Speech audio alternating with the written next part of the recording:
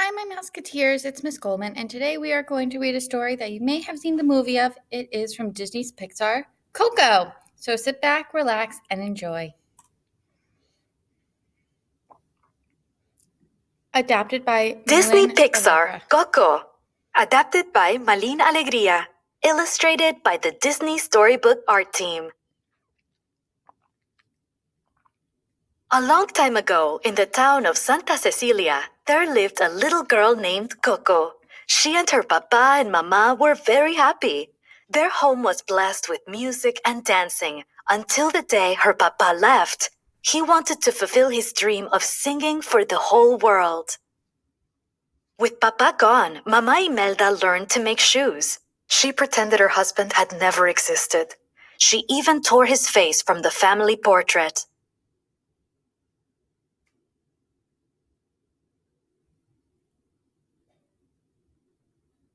From that day forward, the family had one rule: no music. Coco's daughter, Abuelita, chased off anyone who brought music near her family. Little did she know, Abuelita's grandson, Miguel, had a secret that he only shared with a street dog named Dante. He loved music. Miguel was fascinated by Ernesto de la Cruz, his idol. Although Ernesto had passed away many years before, he was still the most famous musician from Miguel's hometown and the composer of Remember Me, Miguel's all-time favorite song. Miguel felt like he and Ernesto were connected somehow, and he was determined to be just like him. Every year, as part of the Dia de los Muertos celebration, the town gathered for a talent show. This year, Miguel planned to sneak away from home and perform. His family had other plans. "No one's going anywhere," Abuelita said. "Tonight is about family." She told Miguel to follow her to the ofrenda room, where his great-grandma Coco was sitting. "It's the one night of the year our ancestors can visit us. We put their photos on the ofrenda so their spirits can cross over from the land of the dead." Miguel didn't want to disobey his family, but music tugged at his soul. As soon as he had the chance, he slipped away to his hideout in the attic with Dante. He strummed his homemade guitar as he watched an old film starring his hero. "When you see your moment, you mustn't let it pass you by," Ernesto said in the film. "You must seize it." Miguel made up his mind. "I gotta seize my moment." He was going to the talent show. As Miguel and Dante tried to sneak out of the house, Dante knocked Mama Imelda's photo that was on the ofrenda to the floor.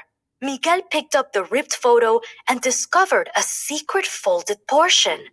He unfolded it and saw that the unidentified man beside Mama Imelda was holding Ernesto de la Cruz's famous guitar.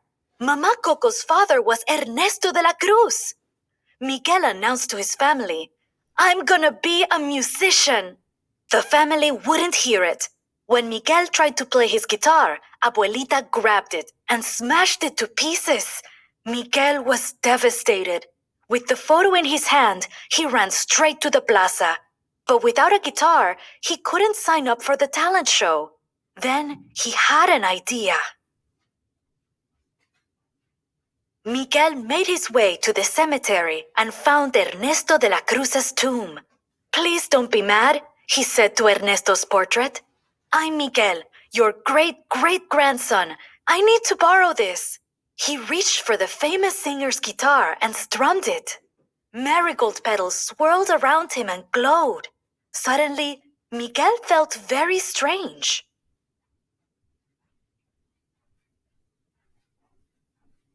A groundskeeper rushed into the tomb and walked right through Miguel as if he were a ghost. Alarmed, Miguel ran outside and saw his parents. He rushed to them, but they also passed through him. Miguel soon realized that the cemetery was full of walking and talking skeletons only he and Dante could see. Terrified, Miguel and Dante ran, only to bump into some of Miguel's family who had already passed. Papa Julio, Tia Rosita, Tia Victoria, and Tios Oscar and Felipe were stunned to see Miguel. They decided to take him to the land of the dead. Mama Imelda will know what to do, said Papa Julio.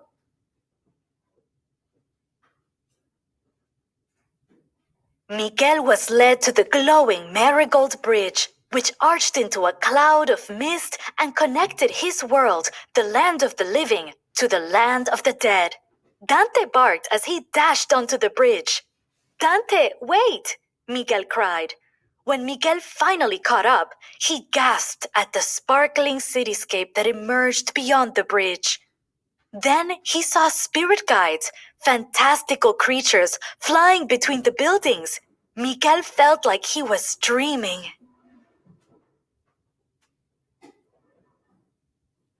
Miguel and his ancestors found Mama Imelda at the Department of Family Reunions. She hadn't been able to cross into the land of the living because her photo wasn't on her family's ofrenda. Mama Imelda thought it was a mistake until she learned that Miguel had taken her photo. Miguel's ancestors were anxious to send him back home, but a clerk told him he was cursed. Dia de los Muertos is a night to give to the dead. You stole from the dead. The only way Miguel could undo the curse was to get his family's blessing before sunrise, or he would turn into a skeleton forever.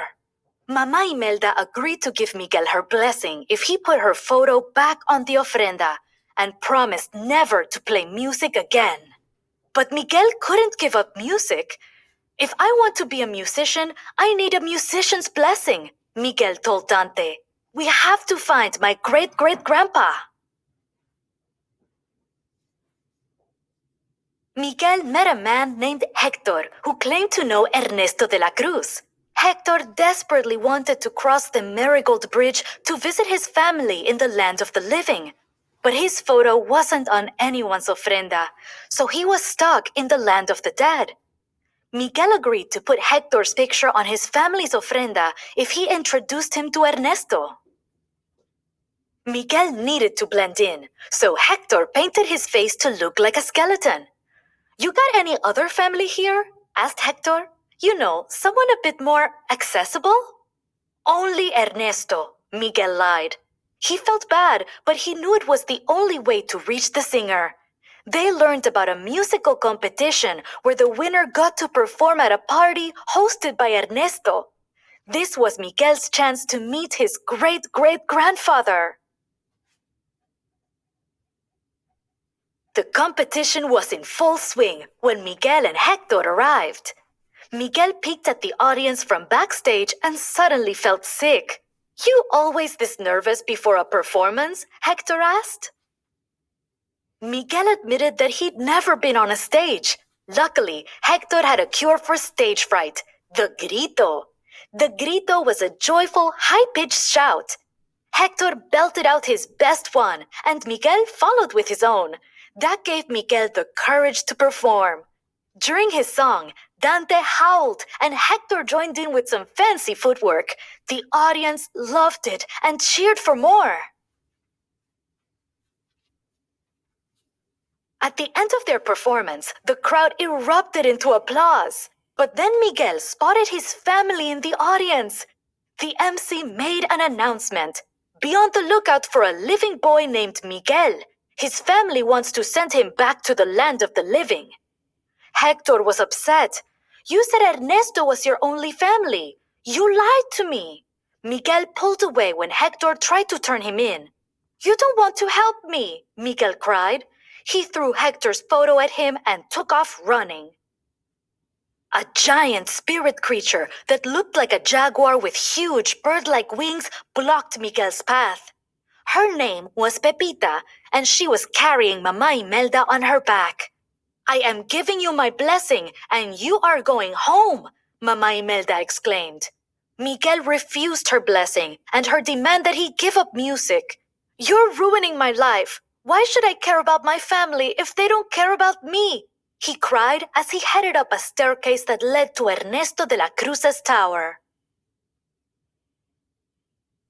When Miguel made it to Ernesto's mansion, he snuck inside and gazed up at the big screens that showed clips of his idol's films. Then he saw Ernesto de la Cruz himself, surrounded by a sea of guests. Miguel was inspired. He climbed up to the landing of a grand staircase, took a deep breath, and let out a grito that echoed throughout the mansion. The room grew silent. Miguel began to sing and play his guitar. "Why have you come here?" Ernesto asked when Miguel was finished. "I'm Miguel, your great-great-grandson," Miguel replied. "I need your blessing so I can go back home and be a musician, just like you." Ernesto de la Cruz couldn't have been happier to meet Miguel. He was about to give Miguel his blessing when Hector burst in. "You said you'd take back my photo," said Hector. "You promised, Miguel." He pushed his photo into Miguel's hands. Ernesto recognized Hector and snatched the photo. "My friend, you're being forgotten," he said, noticing how weak Hector looked. "And whose fault is that?" Hector replied. "Those were my songs you took, my songs that made you famous." Hector explained that many years before, after leaving his family to play music with Ernesto, he had wanted to return home. But Ernesto hadn't wanted Hector to take his songs with him. Before Hector left, he gave him something to drink. "You poisoned me," Hector said, realizing the truth for the first time. He charged at Ernesto. Security guards dragged both Hector and Miguel away. Now that Miguel knew the truth, Ernesto would never allow him to return to the land of the living. Miguel and Hector were thrown into a deep pit called a cenote. Miguel was overcome with shame. "I should have gone back to my family," he told Hector. Miguel realized how much trouble his lies had gotten them into. Suddenly, Hector fell to his knees. He was starting to disappear because his daughter in the land of the living barely remembered him.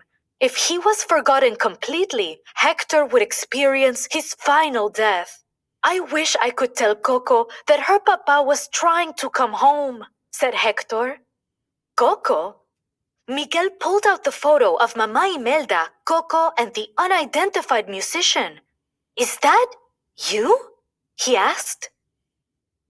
As Hector and Miguel looked at each other, they realized they were family. After a moment, Hector touched the image of baby Coco in the photo. He told Miguel that Ernesto's #1 hit, "Remember Me," was a song he had written for Coco.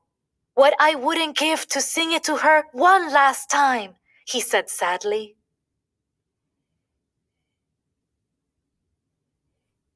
Thankfully, Dante, Pepita, and Mama Imelda appeared at the top of the cenote. Miguel was saved. Miguel realized that Dante had been trying to bring him and Hector together all along. "You really are a spirit guide," declared Miguel. At that very moment, Dante transformed into a colorful creature called an alebrije. Miguel asked Mama Imelda to help him get Hector's photo back from Ernesto so he could see their daughter again. He explained what had happened all those years before. "He tried to go home to you and Coco, but Ernesto poisoned him." "I can't forgive you," Mama Imelda told Hector, "but I will help you." Miguel and his ancestors snuck into Ernesto de la Cruz's Sunrise Spectacular concert. When they found Ernesto backstage, Mama Imelda managed to grab Hector's photo, but she was suddenly lifted onto the stage. Mama Imelda found herself in the spotlight. As the guards rushed onto the stage, Mama Imelda did something she had promised to never do again. She began to sing. She glided and twirled to evade the guards, captivating the audience. Ernesto tried to snatch Hector's photo back, but Mama Imelda ran off the stage and into Hector's embrace. Mama Imelda gave Miguel the photo and prepared to send him home. Ernesto appeared. "You're not going anywhere," he said, and he dragged Miguel to a ledge with a 1,000-foot drop. "You're a coward," Miguel yelled, struggling to free himself. "Hector's the real musician. You're just the guy who stole his songs." Fed up, Ernesto released his grip on Miguel, and Miguel fell. Ernesto didn't know that a camera was recording them. Everything was projected onto the screens in the stadium. The audience cried out in horror. Wind whistled in Miguel's ears as he sailed through the air. Hector's photo slipped out of his hand and floated away, out of sight.